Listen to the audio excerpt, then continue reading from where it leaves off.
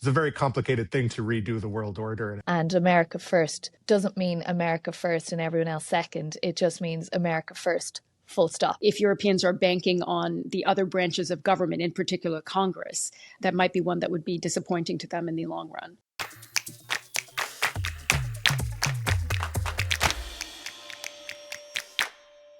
Hi guys, how are you surviving this last news week? I think this whole year has been like 10 years, really, to be honest, since January to now. It's been a lot. I'm ready for the holidays again, if I'm honest. It's been so tiring, but also fascinating if you're someone who enjoys not only U.S. politics, but global affairs, as we all do, and incredibly fascinating to watch what we've seen transpire in Davos, hasn't it? I know, you're talking about holidays there, and we've been looking at these images all week, haven't we, of a beautiful, snowy, alpine getaway, but no warm, fuzzy rendezvousing going on there at all. More even potentially a breakup question. Is the US breaking up with Europe? What do we think? I think a lot of people in Europe will be very concerned about the tone and the messaging from the Trump administration, not just in Davos, but kind of this whole year in terms of, where the U.S. stands with the NATO alliance and with its key allies overseas. I think there's definitely a sense of almost betrayal, even though they were been uncomfortable with Trump for quite some time. I think this really just highlighted the tensions there. In the conversations I've been having with Europeans, both on air and off air in private, they were frustrated with the tone perhaps previously on tariff talks on Ukraine, for example. But this actually felt like what Mark Carney, the Canadian Prime Minister, described as a real rupture. I saw a new level of shock and dismay and a new kind of wake up call sense among the Europeans that I've been speaking to, and that they really understand this as a time to completely recalibrate their, international world order as they've understood it post-World War II. And if anything did that for them, it was really obviously the tensions over Greenland. And it's not clear if that is completely diffused yet, because we are, trying to figure out what the arrangements will be for the U.S. and Greenland going forward. But that really has been quite the controversy to watch unfold. Rupture really is the word. I mean, we heard Mark Carney use that word. Ursula von der Leyen used that word as well. We've heard fracture. It's very hard to see how the relationship goes back to what it was. And I think even the interpersonal relationships, with all this leaking of private texts and messages that have been sent between world leaders, that surely must damage how those relationships go on from now. If people are sending these messages and then President Trump or others put them out there in the public domain, hearing words and seeing a tone used that is a little bit different to what we see from some of those leaders in public as well. And it just feels like the trust personally like that, and also between nations, is going to be really hard to build back up, regardless of what ends up happening over Greenland. And we're still in a very uncertain place on that, aren't we? I mean, President Trump talking about having agreed a deal on a framework for a future deal with the Secretary General of NATO, Mark Rutte. But then we heard from the Danish Foreign Minister, from the Prime Minister of Greenland, saying they don't know what's in that deal. They weren't party to that conversation. They don't have any details, and they don't want any conversations about deals going on that don't have a Danish representation and a Greenlandic representation in there. I think it's been fascinating to see the way that Davos and this issue with Greenland has been perceived by European allies of the United States and by people within the Trump White House. In Mark Carney's speech, he, without naming Trump, alluded to the weaponization of tariffs. And it's interesting because I don't actually think the White House would dispute that. President Trump says quite often that he's used tariffs to bring India and Pakistan, for example, to the negotiating table. And so they really see Davos as a win. So you kind of have this very different image of it from both sides of the Atlantic and obviously in Ottawa as well, of what exactly happened there. I think it's hard to overstate as well just how much, especially for Americans who might be listening and watching, just how much Europe saw this post-war order, international order, US-led order, as underpinning really not just their security, but also their economic policy, their global affairs, their foreign policy. I mean, you know this, Katrina, as a European, and I lived many years in Europe. I mean, every foreign policy discussion in Germany that I took part in or watched was always, again, underpinned by the US leading that world order. And so the complete dismay, shock, and sense of betrayal, the word you used earlier, Bernie, over the rupture of this order is really interesting to watch in the messaging we've seen from world leaders. Of course, some world leaders are handling it in a different way than others. We know that the Alexander Stubb, the Finnish leader, is someone who's quite close with President Trump, and he's kind of been quite firm on the sovereignty of Greenland and Denmark, but at the same time talked about the need to work with President Trump. So as a Secretary General, Mark Rutte, who apparently, was able to actually broker this agreement with President Trump. But you do really get the sense that for Europeans, they believe that it was not just them, but the US that benefited from this world order and being able to trade freely and having partners around the world in creating a common front, if you will, against China, against Russia, and that the US no longer sees them as equal partners. And I think it is more about partners than, to your earlier point about the US leading that world order. I mean, the Europeans would see themselves, and they are, as a leading market, and that it was a partnership where the beliefs and values were the same. And what we heard from the stage in Davos time and time again over the few days this week was that those values have shifted, and that they can't be relied upon, that the US now sort of sees the world through the same lens as European partners do, and not just Europeans, Canada also as well, Bernie, as you mentioned there. And I think there's a sense of, there's some drilling going on in the building there. I hope that's not too distracting. Someone's trying to come through the roof on us. Hopefully not. Hopefully we get to the end of the podcast first. Trying to tell me to shut up making that point, but I'll persevere. But it's it's kind of left, I think, a great sense of uncertainty and unease about where do things stand now, not just the transatlantic relationship or the NATO alliance, both of which are under real threat right now, but a more global rules-based world order where there are international norms that everyone kind of lives by, which make everyone's life better. And it would appear that the US has decided to set its own set of international norms. And America first doesn't mean America first and everyone else second. It just means America first, full stop. We don't really care what happens beyond that. And that's very hard for other partners to try and adapt to. And I think even beyond the acknowledgement that things have changed, there's also a sense of shock that President Trump seems to have been dismissive of any benefit in the past.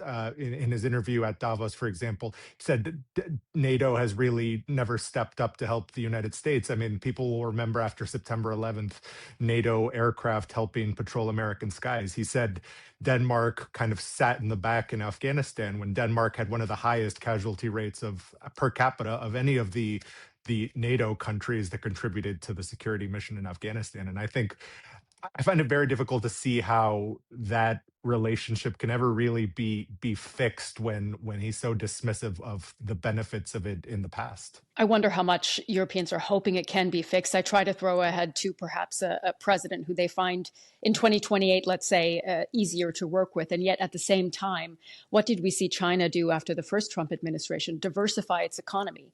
And now, the trade policies towards China and tariffs on China do not have the same impact. And I wonder if we will see something similar from Europe. I have also seen there are a number of German lawmakers who've been in Washington this week, and they've been posting pictures on Capitol Hill. And I saw one of them in an interview saying, well, on Greenland, Congress has essentially assured us, or the members of Congress we've spoken to have assured us that, this won't happen, that this, in other words, would more or less be the end of President Trump's presidency. And I think that's a risky bet for Europeans to take because, I've seen members of Congress here ask specifically, if President Trump were to change his mind and take Greenland with force, would you vote to have him impeached? And they have said, no, we would vote for a war powers resolution. And that is after such a kinetic action against a NATO ally would take place. So if Europeans are banking on the other branches of government, in particular Congress. And I'm not saying they necessarily all are, but if that is a hope that they're holding out, I think that might be one that would be disappointing to them in the long run. And I think we heard some of the members on that CODEL from the Hill here to Copenhagen last week sort of try and make that point that, we've got your back. But I think if you're wearing your realistic cap as a European leader, you look at the situation in Venezuela, don't you, where the US went in there with force and removed the sitting president. You can argue whether he was the legitimate president or not, but he was the president sitting there, and they went in, used force, removed him, and he's now in a detention center in Brooklyn.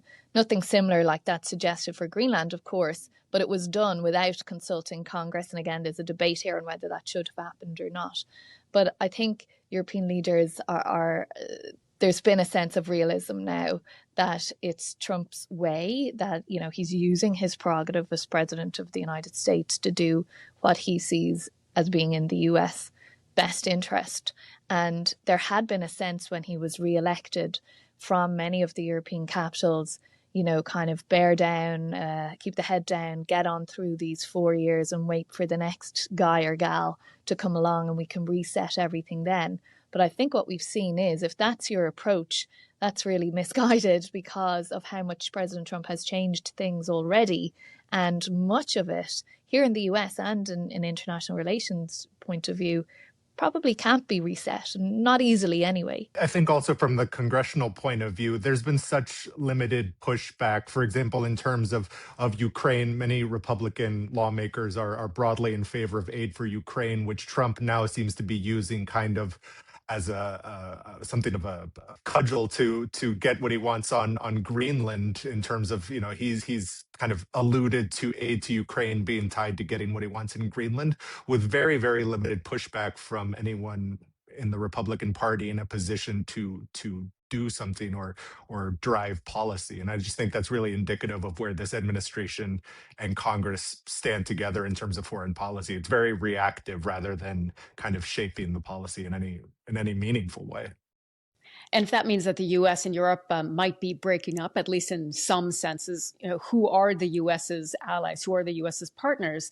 And I think what we've seen from this Trump administration is that there isn't the traditional sense of alliances based on values, as you said, Katrina, but based on transactions. And that is really vintage Trump, isn't it? He sees his partnerships abroad through the prism of economic benefit, also national security, we should say, but very much through what benefits him and his administration and what he says is the American people. I think that's really proven by this new Board of Peace that he's announced as well.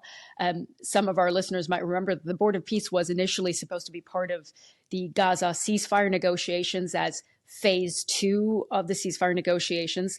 And the Trump administration, or President Trump, had invited a number of countries to join this Board of Peace.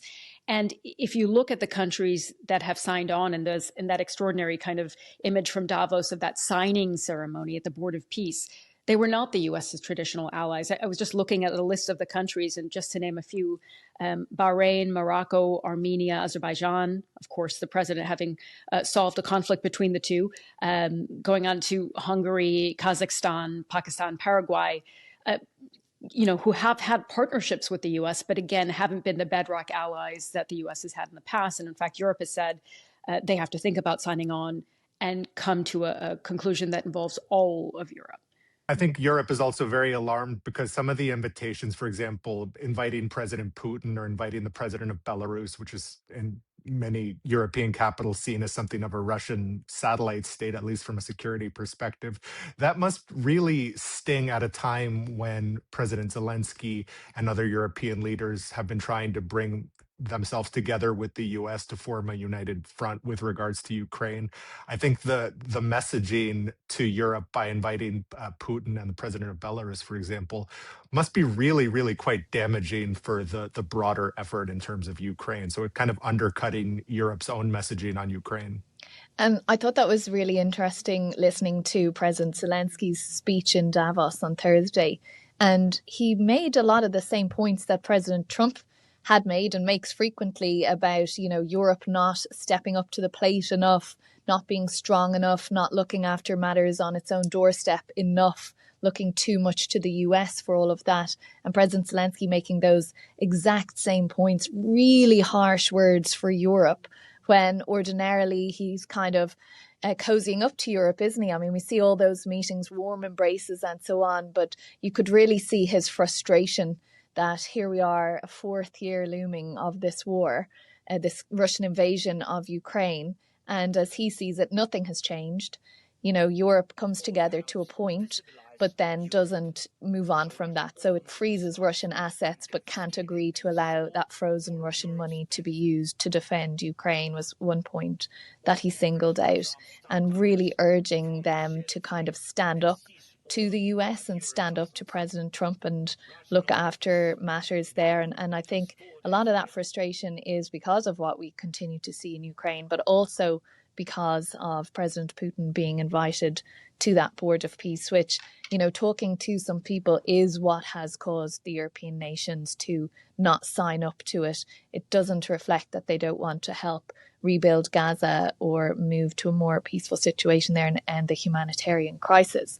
But there are just so many question marks over this board of peace and, you know, where the money goes, who's funding it, the fact that President Trump himself is basically the head of it, not the president of the United States, but Donald Trump himself, and that he has singular veto power over what that board of peace would do. Yeah. And there are just a lot of questions that the Europeans say they need answers to before they can look further on that. And for Zelensky, I think it's kind of interesting to see that the Greenland situation plays against him in a certain regard. I mean, senior Kremlin officials have made the point that if Greenland is vital for the national security of the United States, then using that same logic, the Crimea and Eastern Ukraine are vital to the national security of Russia, which really, again, kind of undercuts the message coming out of Kyiv in terms of defending Europe, for example, from Russia. And even the Board of Peace, I mean, there's now this suggestion that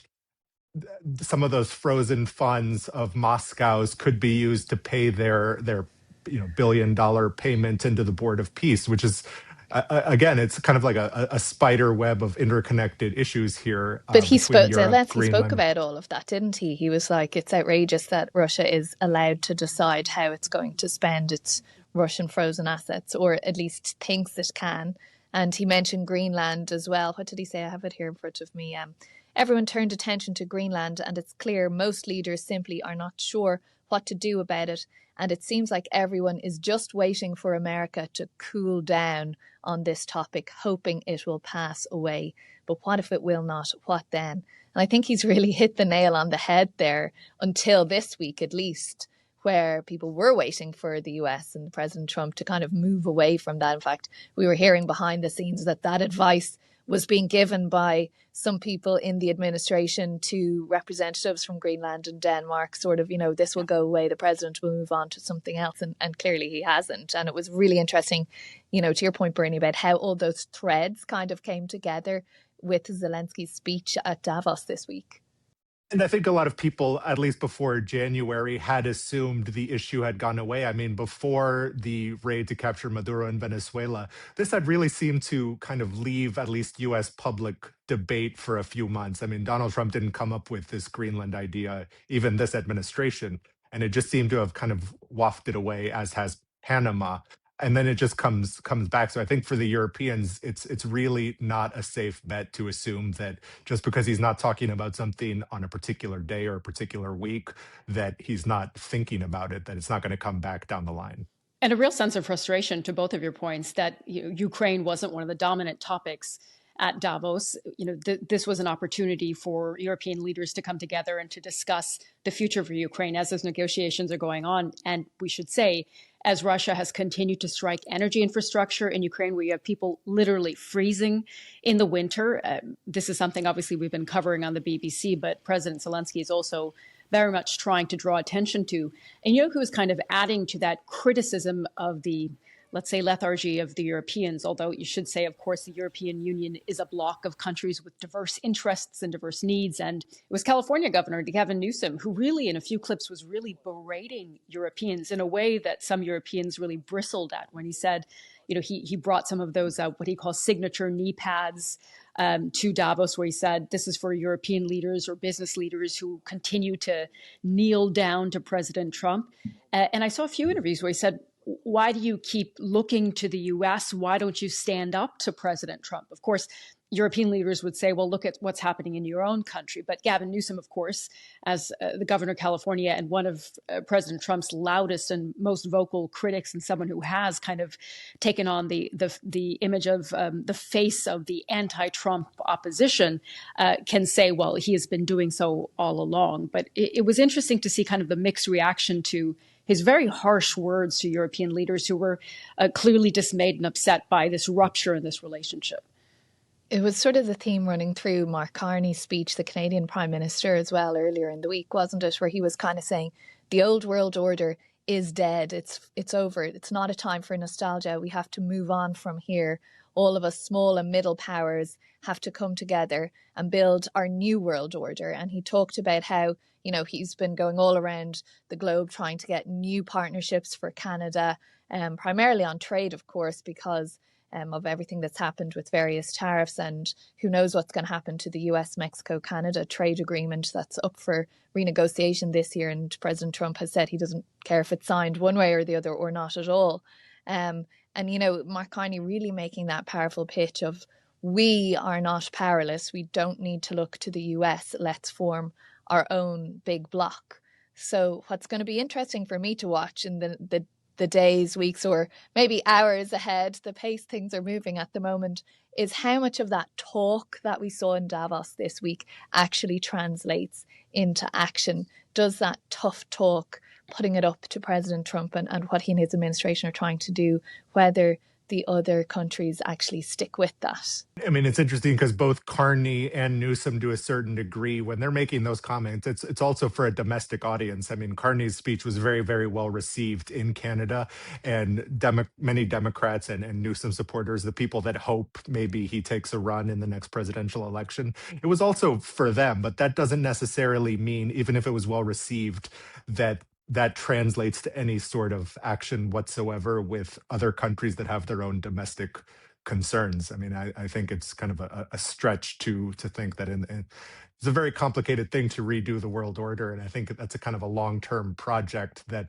many countries just don't have at the moment. They don't have the time.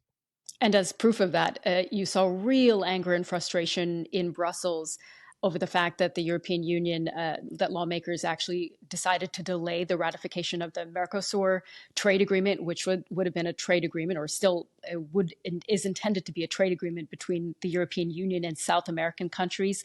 And now that could delay the ratification of this trade agreement for several months. And I saw a number of European lawmakers saying, look, if we want to walk the walk and talk the talk, we have to be able to agree on trade agreements where we can create our own kind of world order, if you will, our own trading agreements where we're not dependent on the US. And if we can't get that done, this only makes us look weaker. And when they decided to pause the EU-US trade agreement as well, I mean, it's unclear now what happens there, because they paused the EU-US trade agreement because of that threat of tariffs from President Trump, whereas the Mercosur one now has to go through a hearing about the legality of it. There's questions, and I've been speaking to some people in the European trade sector about how quickly could it be unpaused, should they wish to do so. And the other big question is it worth the paper it's written on now if some sort of geopolitical situation arises that President Trump is going to say, I know we have a trade agreement, but actually I'm going to slap on 10, 25% extra tariffs. Is there a merit in even doing a deal in the first place? Because it's not that beneficial for the Europeans, that particular EU-US trade agreement. No, and I think the big question going forward will be, the Europeans, concerned about the weaponization of tariffs, whether that works both ways. I mean, if they think that holding trade and economic issues over the US's head might be effective, so far it really hasn't been. I think in the future that's the big test. Well, lots more for us to watch and keep an eye on in the coming weeks. I think our time's up for this week. Hopefully the drilling is over as well, but if not, you'll hear it again next week with all of us. No good to see you guys. In the roof so far, anyway. Okay, bye. Guys. Bye. Bye.